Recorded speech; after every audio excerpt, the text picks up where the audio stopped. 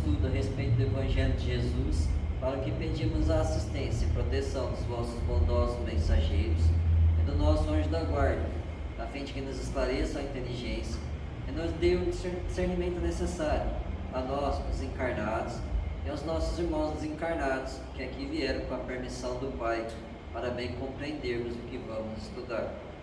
Rogamos a Jesus, o nosso mestre e guia, seja conosco e preside nossa reunião. Em teu nome, Senhor, do seu bendito Filho Jesus, da nossa Mãe Maria, de Ismael e da irmã veneranda, protetora desta casa, damos por aberta a reunião de estudos desta noite. Assim seja. Serviço de salvação. E acontecerá que todo aquele que invocar o nome do Senhor será salvo. Atos 2:21. Os espíritos mais renitentes no crime serão salvos das garras do mal, se invocarem verdadeiramente o amparo do Senhor. E é forçoso observar que chega sempre um instante, na experiência individual, em que somos constrangidos a recorrer ao que possuímos de mais precioso no terreno da crença. Os próprios materialistas não escapam a semelhante impositivo da luta humana, qual ocorre aos demais, nas contingências dilacerantes, requisitam o socorro do dinheiro, da ciência provisória, das posições convencionalistas, que, aliás, em boa tese, auxiliam, mas não salvam. Indispensável se torna recorrer a Jesus para a solução de nossas questões fundamentais. Invoquemos a compaixão dele e não nos faltará recurso adequado. Não bastará, contudo, tão somente aprender a rogar. Estudemos também a arte de receber. Às vezes surgem diferenças superficiais entre o pedido e o suprimento. O trabalho salvador do céu virá ao nosso encontro, mas não obedecerá, em grande número de ocasiões, à expectativa de nossa visão imperfeita. Em muitos casos, a providência divina nos visita em forma de doenças, escassez e contrariedade. A miopia terrena, todavia, de modo geral, só interpreta a palavra salvação por vantagem imediata. E por isso, um leve desgosto ou uma desilusão útil provocam torrentes de lamentações improdutivas. Apesar de tudo, porém, o Cristo nunca deixa de socorrer e aliviar, e o seu sublime esforço de redenção assume variados aspectos, tanto quanto são diversas as necessidades de cada um.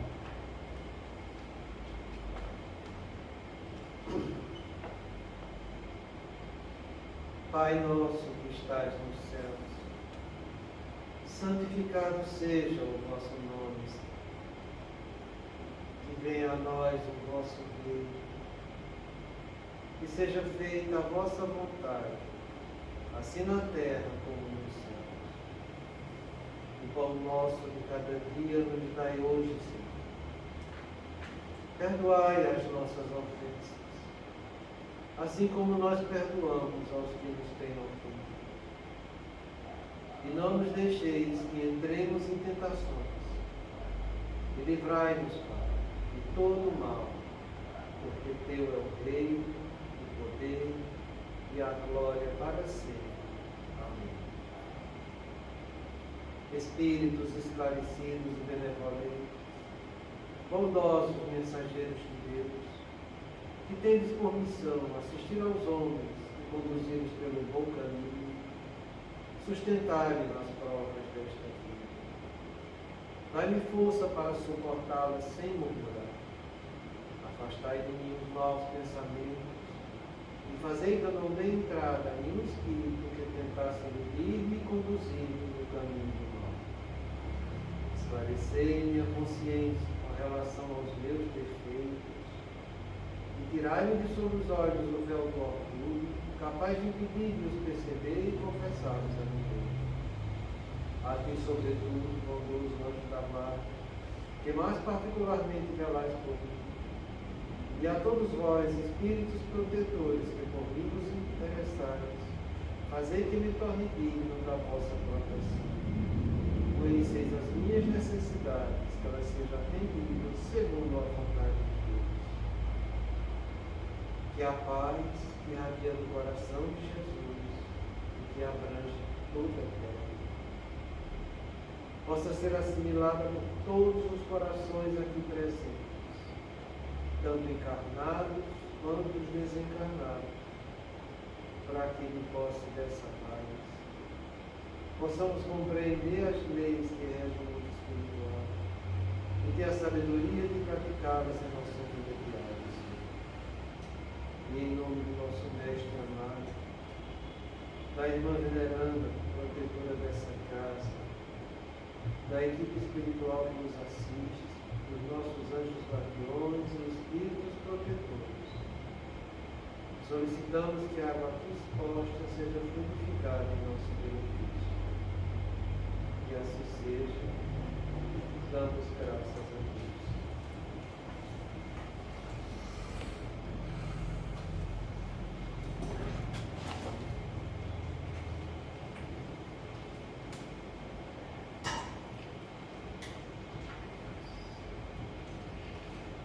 Boa noite.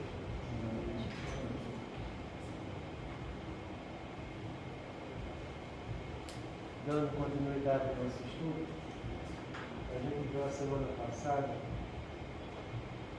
o relato do nosso Licínio. Ele passou e resistiu às 4 torpes verdades. E ele vai dar a biografia dele.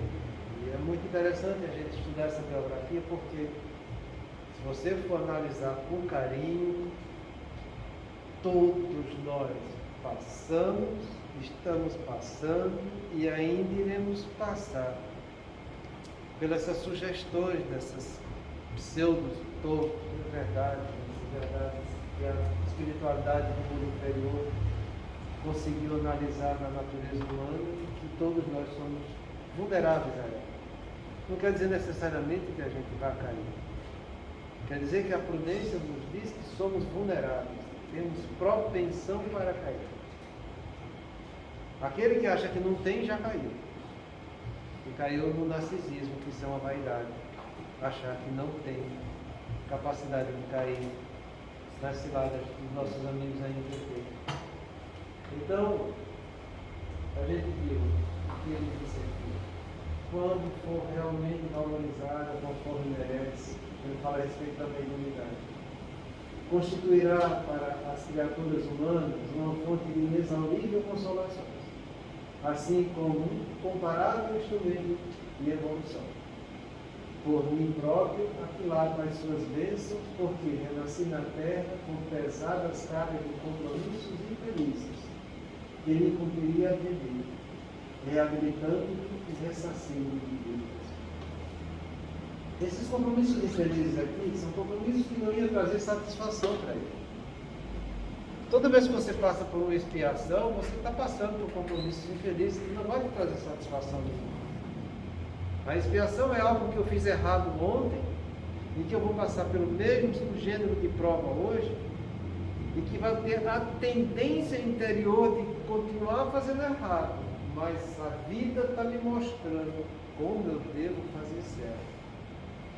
Então esses compromissos infelizes que não trazem satisfações que a gente esteja passando, diz respeito sempre às nossas expiações. Então você vai passar por expiações de você com o seu corpo, de você na sua família, de você com o seu cônjuge e de você com o meio socioeconômico que você está vivendo. Todas as expiações possíveis, elas entram nesses 4 pilares. E é bom cada um saber onde é que a coisa está pegando no seu calo, porque a coisa dói. A coisa vai te trazer infelicidade, a coisa vai te trazer algo que não vai te proporcionar satisfações do que você está vivenciando. Mas é justo aí que você deve usar essa palavra santa chamada paciência, reforçada pela coragem, porque são as 2 armas que a gente tem para vencer nossas provas e inspirações. Saber ter paciência e agir com coragem, fazendo o que é certo. Foi o que ele fez. E é isso que a gente vai estudar hoje. Como foi que ele teve paciência e coragem? Você vai ver que toda vez que ele está vencendo uma situação expiatória ou provacional, Ele está agindo com paciência e coragem. Sempre. É impossível você praticar alguma virtude sem a arma da paciência auxiliada pela palavra. Então ele começa dizendo, desde o berço, felizmente experimentei a pobreza e o desafio das dificuldades domésticas nos braços de genitores aproveitados, que se me tornaram verdadeiros benfeitores pelas exigências, às vezes, descabidas, e pelos sofrimentos que me impuseram, sem dar-se conta, certamente, do que realizavam, porque também, obsidiados, tornavam-se instrumentos daqueles que não desejavam o meu processo de reeducação espiritual. A dor deste modo foi sempre um anjo alerta, ensinando-me obediência e simplicidade. Então, vejamos a primeira coisa que ele fala, desde o berço, desde que nasci. Felizmente experimentei a pobreza. Você já viu alguém na Terra dizer que felizmente está experimentando a pobreza? Não. Ninguém. No planeta de provas e expiações, a não ser que seja grandes almas missionárias, podem ter uma visão dessa. Mas no mundo espiritual é o que ele enxerga. Quando ele supera isso. Porque quando ele estava na carne, para ele agir da maneira correta, ele precisou ter obediência e simplicidade. Obediência é quando eu estou sendo submisso a uma autoridade. Eu estou me submetendo a ela, não é o que eu quero, não é o que eu desejo, mas eu me submeto a ela. E aqui a gente abre uma porta muito grande para todas as nossas provas e expiações. Porque muitas vezes eu vejo as pessoas dizendo que reclamou da expiação, mas terminou fazendo certo. Mas ele fica às vezes se culpando porque reclamou, porque duvidou, porque questionou. É natural, gente. Se não fosse uma expiação, era que a gente não iria reclamar. Toda expiação gera reclamação. A reclamação é um ato de rebeldia que a gente está tendo diante da lei de Deus. Mas como a gente fez errado ontem, é natural, é até fisiológico, que quando eu passo por uma nova experiência, eu reclamo. O que não é natural é eu me entregar para a reclamação e fazer o oposto do que a vida está me pedindo. Então, é natural que você está passando por uma pobreza, por uma prova dessa aí, ele gerar um pouco de reclamação. Mas ele obedeceu, quer dizer, ele foi submisso àquilo que a vida estava dando para ele. Era o que ele queria? Não, não era. Mas ele foi submisso por quê? Porque ele não partiu para ilegalidade, para que fugisse da pobreza. É diferente uma coisa da outra. Ele está sendo pobre, ele está aceitando, entende? Mas ele não está recorrendo a atos criminosos para poder burlar a lei de Deus e dos homens e com isso sentir o prazer de ter dinheiro, de ter fortuna.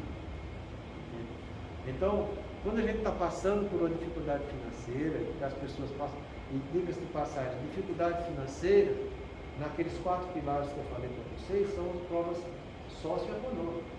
Eu falei, você com o seu corpo, você com a família, você com o seu cônjuge, você com situações socioeconômicas. Situações socioeconômicas é isso aqui que ele está falando, experimentar a pobreza, que é a falta de dinheiro, que é uma das pseudo-legítimas verdades, é uma das torpes verdades. As 4 são sexo, narcisismo, poder e dinheiro. Então ele já veio desde berço passando pela prova do dinheiro.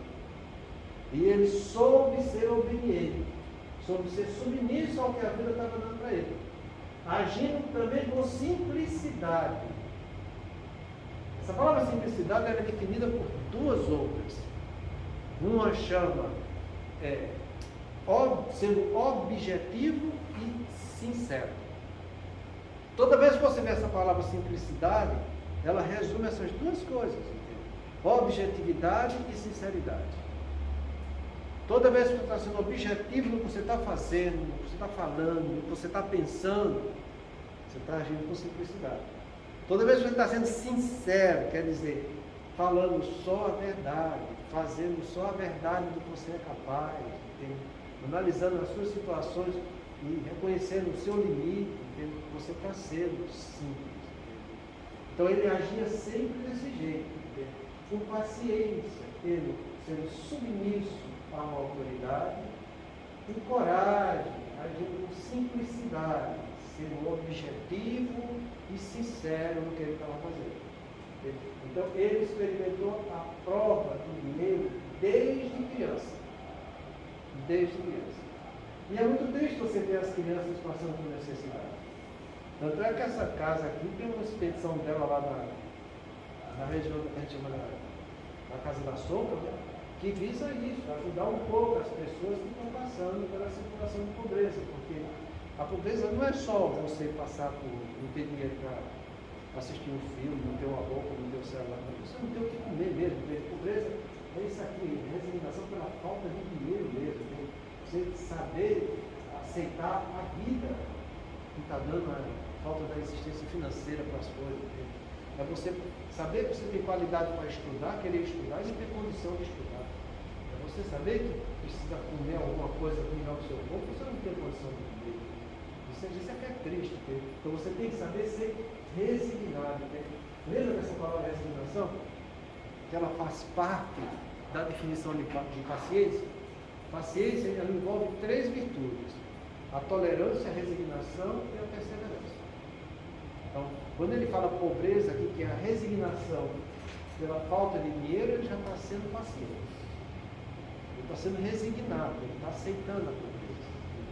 A pessoa que não aceita é quando ela parte para o enriquecimento disso. Então, desde cedo, ele passou por isso e teve aceitação. E é muito interessante, porque muitas pessoas passam por isso aqui no começo da sua vida, e depois, como faz parte da prova, às vezes da pobreza também, existe dele ser beneficiado por uma situação financeira mais substanciosa. E muitos dos nossos irmãos, quando estão nessa situação, que deveriam ter aprendido com a pobreza, quando tem condição de ter dinheiro, eles fazem justamente o oposto. Em vez de ajudar os necessitados, eles se encantam cada vez mais para ter mais dinheiro. Eles entram na ganância. Muitas vezes eles estão na pobreza, eles ficam na ambição. A ambição é ter um desejo muito grande de conquistar algo. Ficam até contidos, sem causar nada de ilícito. Mas depois que a vida proporciona meios para que essa ambição seja satisfeita, eles se tornam gananciosos. Em vez de agir com humildade para usar do dinheiro como meio de conquistar aquilo que ele gostaria, mas de ajudar os necessitados, não. Ele não ajuda e ele quer cada vez ter mais dinheiro. Então é muito complicado isso. Né? Se você for analisar no meio social, você vai ver muitas pessoas que nasceram de famílias muito pobres, que conseguiram se superar, que a vida, como a gente fala entre aspas, sorriu para eles, e que depois que eles tiveram grande quantidade financeira, a situação ficou muito mais complicada para a vida deles. Então, é preciso ter muita resignação com a pobreza, para que você aceite e depois possa superar a dificuldade se a vida estiver trazendo para você meios opostos da pobreza, você ter uma certa riqueza em casa. Então, foi a primeira torpe verdade que ele enfrentou, foi o dinheiro. E depois, o desafio das dificuldades domésticas nos braços dos genitores. Lembra o outro pilar que eu falei para vocês da expiação? A família. Então ele teve no meio socioeconômico, desde que nasceu, e na própria educação como criança, na primeira infância, na segunda infância e na adolescência, ele teve também essa carga expiatória de dificuldades com os genitores atormentados, quer dizer, que eram pessoas desequilibradas, que se me tornaram verdadeiros benfeitores pelas exigências, às vezes, descabidas. Exigências descabidas é quando a ação dos pais sobre a ação dele era algo imperativo. E aí você tem a definição de poder. Porque poder é quando sua ação exerce efeito na ação do outro. Para você ter poder, não precisa ter dinheiro. Você não precisa ter alguns estatutos sociais, detentores de alguma coisa que te dá uma atividade hierárquica sobre as outras pessoas. Entende? Toda vez que a tua ação está exercendo efeito na ação do outro, você está exercendo seu poder. Se você está morando embaixo de um pontilhão, se você não tem nada, ele está lá, paupérrimo, e seus filhos estão lá também, e a sua ação está exercendo efeito na ação deles, você está exercitando seu poder. Então, exercitar o poder é algo compreensível, algo natural, algo fisiológico, porque é assim que a gente vai aprendendo. No poder, as pessoas terminam sendo submissas aos outros. Tem que agir com essa submissão, com obediência. E nos casos dos genitores deles, exigências, quer dizer, exigiam muito dele, quer dizer, exerciam um poder demasiado sobre ele, e ainda sendo influenciado pelos obsessores que cuidavam, atormentavam os pais, né? Pelo sofrimento que impuseram, sem dar-se conta, certamente, do que realizavam, porque também, obsidiados, tornavam-se instrumentos daqueles que não desejavam o meu processo de reeducação espiritual. Então, no próprio leito da família dele, o pai e a mãe eram os obsessores da sua existência. E no meio disso tudo, ele reconhecia agora que a atitude deles, exigindo isso demais, abusando do poder sobre eles, em vez de gerar revolta, ele foi submisso, ele foi simples, ele aceitou o que vinha de fora para dentro, sabendo que era imerecido, mas aceitou, agindo com simplicidade, quer dizer, sendo objetivo no que eles queriam, e sendo sincero, fazendo o que era para ser feito. Ele foi educado desse jeito, sem dinheiro, passando fome, com o pai e mãe pisando na cara dele, botando ele para trabalhar em excesso, botando ele para fazer as coisas que não tinham cabimento para ele fazer, mas ele ia lá e fazia. Então, e ele passou por isso porque foi um abuso de poder em cima da criança, porque os pais eram auxiliados. E esses obsessores não queriam a reeducação espiritual. Então, entenda que aí é outro fator expiatório, entende? Os pais em relação a ele, a família que o oprimia. Então, ele nasceu, viveu desse jeito. Superou com obediência e simplicidade. Hoje em dia, se acontece uma coisa dessa, hein? Vamos denunciar os pais aí, abuso do menor, essas coisas todas. E o menor fala, eu escuto isso no meu consultório. Se você me bater, eu vou lhe denunciar. E fala assim na cara lisa, para papai, para a mãe, para mim, para todo mundo lá.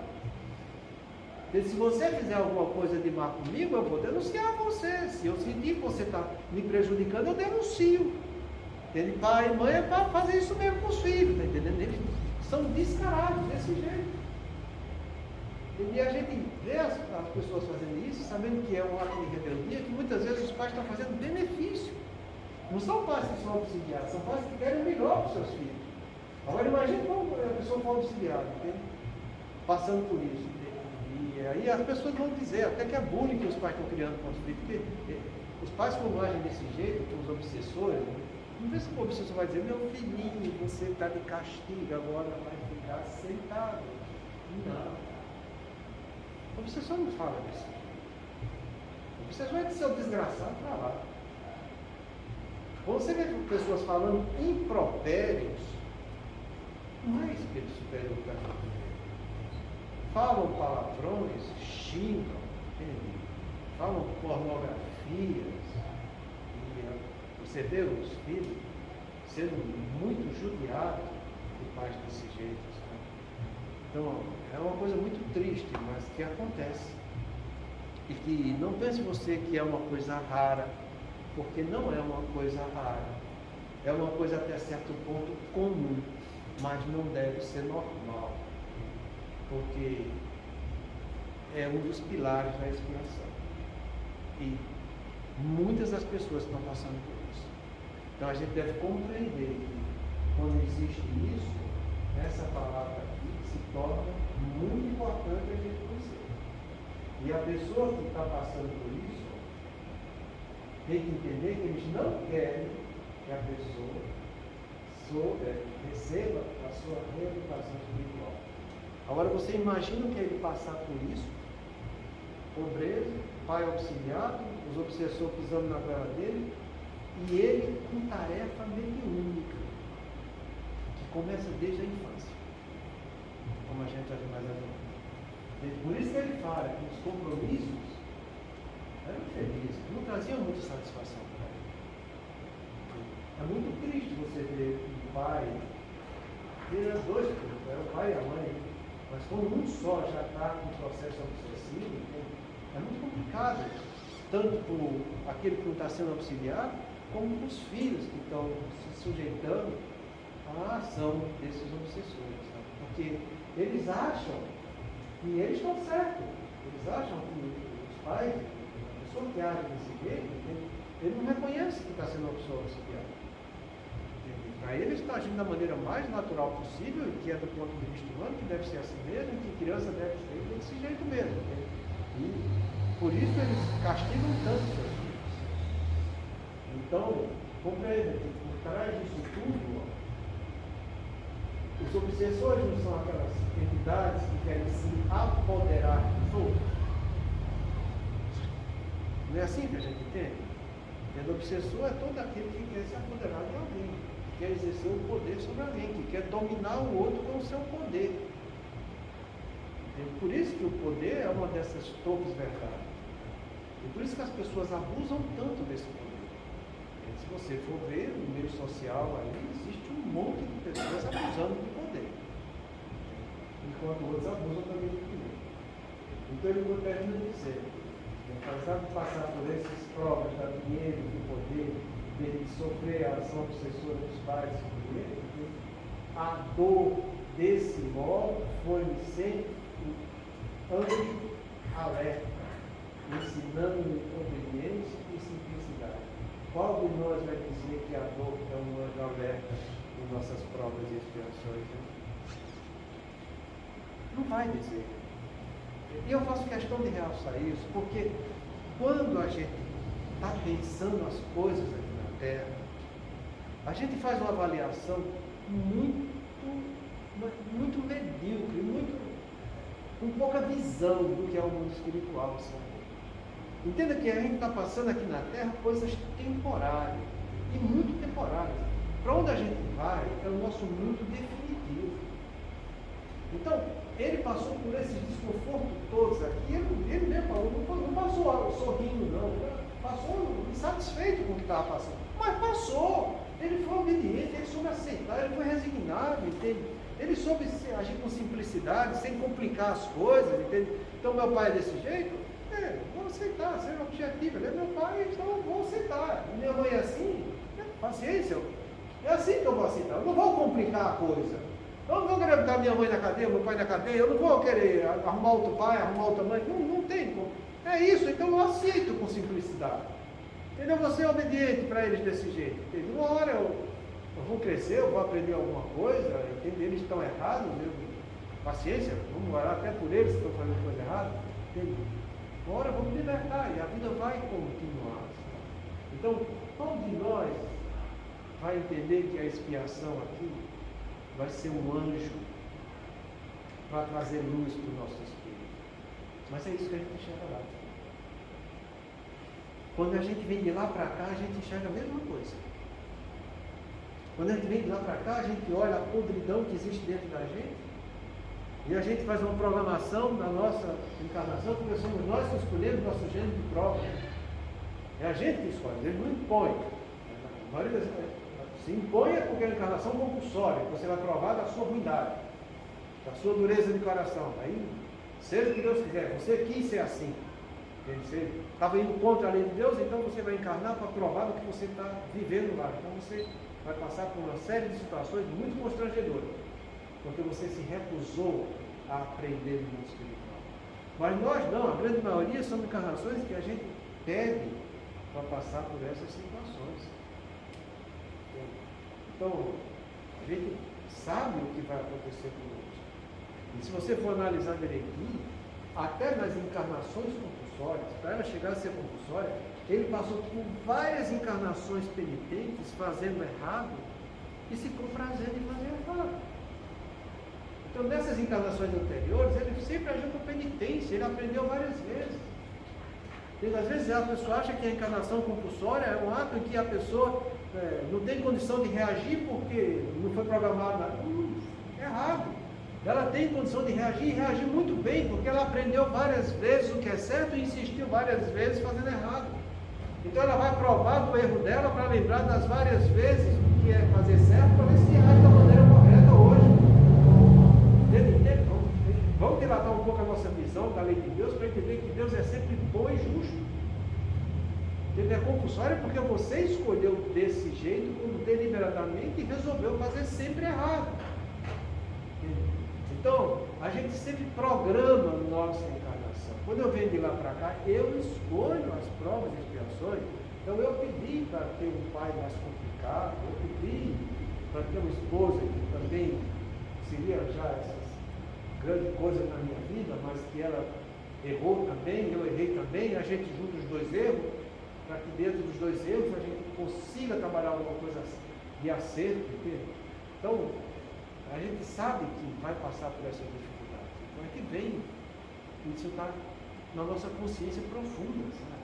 Quando ele está agindo aqui com obediência, com simplicidade, ele está obedecendo a sua consciência profunda, que aprendeu lá como deveria ser feito para vencer as dificuldades aqui, exercitou lá isso, quando mergulhar na carne, a dor ser aquele alerta de dizer, está na hora de tu fazer o que é certo, está na hora de tu parar de fazer errado. Isso vai acontecer com todos nós, o tempo todo, porque a gente vai passar até o último suspiro, você está passando por provas e expiações, missões aqui na Terra, o tempo inteiro. Tanto é que São Luís fala que até no último suspiro a gente deve respeitar, porque a pessoa pode ganhar a encarnação nesse momento. Até como pergunta se não seria um ato caridoso abreviar a morte daquele que está irremediavelmente condenado a morrer, para antecipar as angústias e o sofrimento dele. São Luís é muito taxativo, diz que não, que até no último suspiro a alma que está lá processando as ideias, com as provas, com as expiações, relembrando os fatos, entende? Os conflitos que viveu, as atitudes certas que colocou em prática, as erradas que prejudicou os outros, nesse momento que ele ainda está na carne, ele pode, sob a ação da carne, se arrepender de algo que ele fez, ou concretizar aquilo de bom que ele tentou fazer por obediência, ele agir com responsabilidade, ratificando a coisa. Porque essa é a diferença entre obediência e responsabilidade. A obediência eu sou submissão a alguma coisa que vem de fora para dentro, que está me impondo a fazer aquilo. Responsabilidade é quando eu acho da maneira correta, por mim mesmo, sabendo o que é certo. O normal que a gente tem que desenvolver em nós é aprendermos a ser pessoas responsáveis diante da vida. Você vai olhar para dentro de você mesmo e dizer: sou responsável por meus atos, eu sei que eu estou passando por provas e expiações, eu já sou uma pessoa adulta, eu tenho uma certa maturidade, então eu vou fazer o que é certo com responsabilidade. Aí sim, a sua alma está se engrandecendo e está cada vez melhorando seu patrimônio intelecto e moral. Sabe? Então, entenda que a dor é o nosso anjo alerta, nos ensinando sempre a obediência e a simplicidade. A gente deve encarar desse jeito.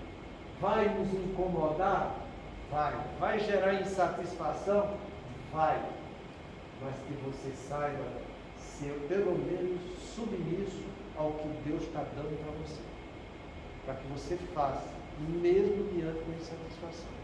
Porque à medida que você for fazendo o que é certo, você vai estar abrindo o seu lado espiritual, educando o seu lado animal. E você só tem a ganhar com isso. A gente vê quando Kardec classifica os espíritos imperfeitos e os bons. Os imperfeitos, ele fala que predomina o animal sobre o lado espiritual. Nos bons, predomina o espiritual sobre o lado animal. Então a gente tem que sair da nossa escala de espíritos imperfeitos para começar a ser um pouco bom, deixando prevalecer o lado espiritual, ensinando o lado animal que a gente está vivendo. Então, você do ponto de vista humano, você tem um monte de direitos humanos. Você pode revisitar isso? Está de acordo com a lei humana? Não é? Eu tenho o direito do meu corpo. Então, eu tenho o direito do meu corpo. Se eu quiser, eu cometo aborto. O que vale, eu sou dono. Não é isso que fala? Direito humano, isso aí. Tem um monte de direito humano. Olha aí. No princípio, se você for ler, são 6 classes, tópicos básicos de direito humano, muito bonito. Mas se você for ler os 40 tópicos que nascem disso aí, você, como é espírita, você vai olhar para aquilo e dizer, puxa, se eu faço isso, meu espírito não vai ficar muito bem na fita, não. Não vai não, entende? E são direitos humanos. Entende? Por justiça, você tem direito àquilo que você está recebendo, porque você cumpriu o que lhe era devido. O homem, ele faz o contrário, ele vem do direito e não quer saber do dever. Ele quer ter direito, mas não precisa para isso ter cumprido o dever. Então é muito complicada essa história. Quando você vai fazer assim, baseado nos direitos humanos, você não vai ser muito obediente, não. Você não vai ser muito submisso ao que a vida está te dando, não. Entende? Gravidez eu não posso abortar. É uma questão de saúde pública, vai voltar isso tudo agora, gente. A gente tem que aprender a passar por mais essa experiência na nossa vida, porque isso vai vir à tona novamente. Então, a gente se prepare, porque ou você trabalha qualidades espirituais para educar o animal que existe dentro de você, e você sair dessa encarnação melhor do que chegou, ou então você mais uma vez vai estar soltando o seu lado animal e desprezando o lado espiritual. Entendeu? Como Jesus falou, ninguém há de servir a dois senhores. Toda vez que você ganha como homem, você perde como espírito. Não sou eu que estou dizendo essa frase, não. Essa frase está no livro dos Espíritos. Toda vez que alguém ganha como homem, está perdendo como espírito. É uma frase que choca, sabe? Como que eu estou ganhando como homem, eu estou perdendo como espírito? É assim. Se você for analisar com profundidade, é isso que acontece. Então, cuidado, porque as dores que a gente está tendo, a gente tem que saber que são anjos. E que a gente vai aprender através delas a ser obediente. Quer dizer, você submissa uma coisa que eu não quero, mas eu sei que é certo, eu sei, então eu vou fazer. Entende? Eu vou agir com simplicidade. Então, vou ser muito objetivo, passando logo por isso, já resolvo logo, entende? Seja objetivo, faço. Entende? É uma coisa que eu não mereço, mas se eu fizer, aquele que está me oprimindo vai ficar quieto, é muito melhor saber viver em paz do que mostrar que está certo. Já ouviu essa outra frase também? É uma das coisas mais sábias que existe. Essa não está no livro dos Espíritos, não.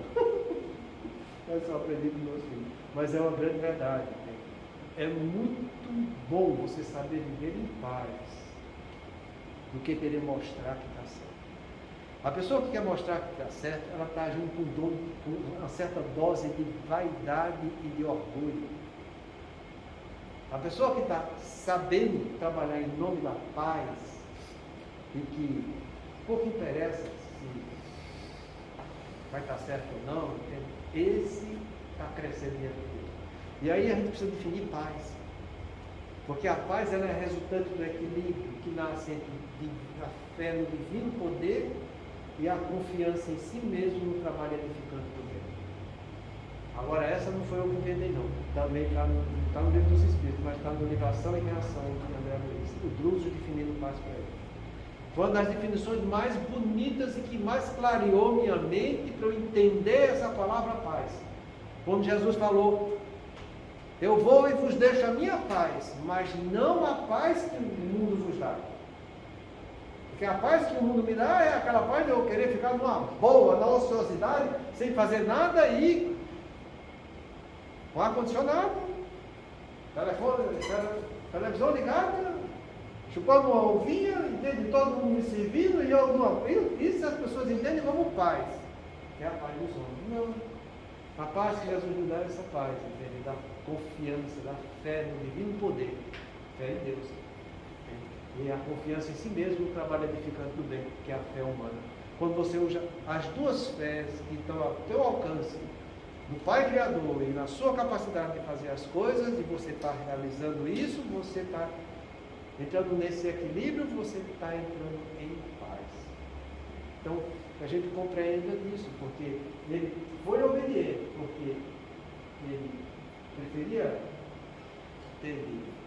viver em paz do que mostrar que está certo para os pais dele. Aí eu pergunto para você já passou por adolescência? Tem uns que estão saindo agora, né, parceiro? Está barulho. Sempre questionou, entende? Questiona, o adolescente questiona. É errado isso? Não. Isso é natural. Isso faz parte da nossa evolução. Eu também questionei meus pais. Entende? Se você disser que não questionou, você não é normal. Você tem alguma coisa de errado aí com você, entende? Porque é normal você questionar. Eu acho que a adolescente está começando com 5 anos. A senhora já começou cedo, né? Então, as coisas acontecem, entende? E a gente vai aprendendo com a vida, entende? Você vai tendo suas vivências fora dos seus pais, você vai vivendo no meio social, que é outra pilar da própria expiação, meio socioeconômico, né? E quando você está no meio socioeconômico, vivendo sozinho, entende? Vendo os colegas, primeiro se chamar de amigo, depois que você vai aprendendo, você tem colegas. E amigos são poucos. Quando eu era adolescente, quando eu era jovem ainda, minha mãe falava do meu filho, chamava de amigo. Amigo, você conta na palma da mão. Porque Jesus, quando foi crucificado, ele contou na palma da mão os amigos que estavam lá do lado dele.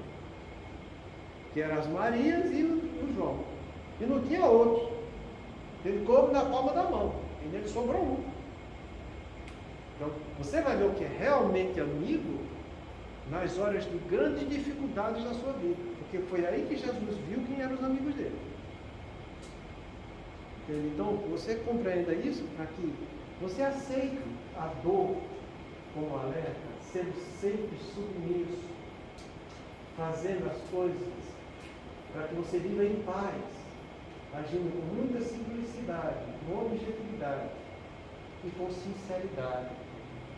Vou fazer, sei, está errado, sei que eu não mereço, não vou fazer, para que eu possa viver em paz.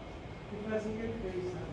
E assim ele venceu 2 das 4 torres de verdade. 2 das 4. Criança, ainda na adolescência, passando por isso tudo. Olha para a tua vida. Olha para a vida de vocês. Veja, vocês passam por isso? Com essa pobreza que ele falou? Vocês passaram por essa situação dos pais pisando na tua vela? Os 2 obsidiados? Ele passou. Ele superou. É aí que a gente tem que se focar na vida. Pô, meu, É que nem o Clóvis de Barros fala, se um superou, por que eu não vou superar? Entendeu? Aí que eu acho bonito quando o Clóvis de Barros fala sobre o brilho. Vai lá, digita brilho Clóvis de Barros, você vai ver o que ele fala lá. Vai, vê isso. Eu já falei, eu só não trouxe isso para casa espírita ainda pelos palavrões que ele fala. Mas um dia que eu tiver me arretado, eu trago. Porque eu nunca vi tanta beleza, tanta sinceridade e algo tão instrutivo como ele falou ali, sabe?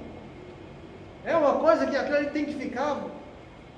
Eis uma coisa que vai ficar para a eternidade com o nome de Clóvis de Barros, é aquilo ali. Tá? Porque é a coisa mais bonita do mundo.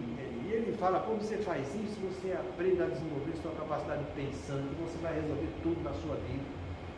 Então vença as suas dificuldades. Olha, abraça o que a vida está dando. E segue adiante. E olha que ele está sendo um exemplo disso, hein? Que agora está praticamente cego, com 10% só de visão de um olho, cego do outro, e viaja sozinho. Está viajando sozinho. Eu acho que eu estou ficando doido de vez, porque agora estou viajando sozinho, só com 10% de vez. As pessoas me veem cego daquele. Não, professor, uns ajudam, outros atrapalham, mas eu vou vencendo as dificuldades. Vence. Então ele não só disse como deve ser feito, como ele está vivendo na vida dele aquilo que ele disse. Grande é o homem que ensina o que sabe, faz o que ensina e pergunta o que não sabe. Deus, talvez eu me vejo, eu nem parei para pensar. Então, mas basicamente é isso, sabe? Para que a gente saiba, se um venceu, se um passou, pô, isso aqui não é conta de carochinha não, gente. Isso aqui é verdade, entende? Verdade do mundo espiritual que vem para a gente. Então procure ser um pouco obediente também. Tem que ser submisso a esse troço? Paciência, pô. Tem que ser submisso, então vamos ser, entende? Vamos ser simples, objetivo. Tudo passa na vida, entende? Uma hora aqueles que estão fazendo mal vão acordar e vão fazer o bem, entende? Uma hora aqueles que nos prejudicam, amanhã vão estar nos avisando. Então, vamos fazer o que é certo. Né? Então foi assim que ele venceu. Começou já a vida vencendo essas duas verdades. Semana que vem a gente continua e a gente vai ver a história dele toda, porque as coisas se repetem, sabe? Na encarnação dele toda. Hidrata a garganta. É muito bonito. A água, doutor. Gostou até? Gostei. Ou coisa boa você gostou?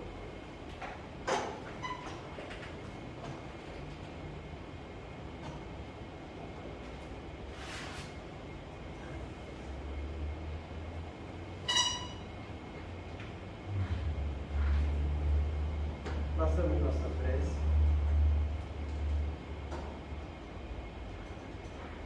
Ajudando todos os irmãos que muitas vezes nos faz passar por nossas provas e expiações, como no caso dos pais do nosso amigo Licínio. Senhor de infinita bondade, no santuário da oração, marco renovador do meu caminho, não te peço por mim, Espírito da divindade, para quem reservaste os tribunais da tua excelsa justiça. A tua compaixão é como se for no orvalho da esperança em minha noite moral. Isso basta a render o pecador que eu conheci. Não te peço, Senhor, pelos que choram. Clamo o teu amor e benefício dos que fazem as lágrimas. Não te venho pedir pelos que padecem. Suplico-te a bênção para todos aqueles que provocam sofrimento. Não te leio para os fracos da terra. Recordo que muitos se julgam poderosos e vencedores. Não intercedo pelos que soluçam de fome. Rogo-te amor para os que me furtam o próprio. Senhor todo-bondoso, não te trago os que sangram de angústia. Relaciono diante de ti os que golpeiam de fé. Não te peço pelos que sofrem injustiça. Rogo-te pelos empreiteiros do crime. Não te apresento os desprotegidos da sorte. Sugiro teu amparo aos que estendem a aflição e a miséria. Não te imploro mercê para as almas traídas. Exorto teu socorro para os que vestem os fios envenenados da ingratidão. Pai compassivo, estende as mãos sobre os que vagueiam nas trevas. Anula o pensamento insensato. Cerra os lábios que induzem a tentação. Paralisa os braços que apedrejam. Detém os passos daqueles que distribuem a morte. Ajuda-nos a todos nós, filhos do erro, porque somente assim, ó Deus piedoso e justo, poderemos edificar o paraíso do bem para todos aqueles que já te compreendem e obedecem, extinguindo o inferno daqueles que, como nós, se atiram desprevenidos nos insanos tornelinhos do mal. O tempo não para. Se agora encontras o teu outro, não ouvides que tua ação de hoje será a luz ou a treva do teu amanhã.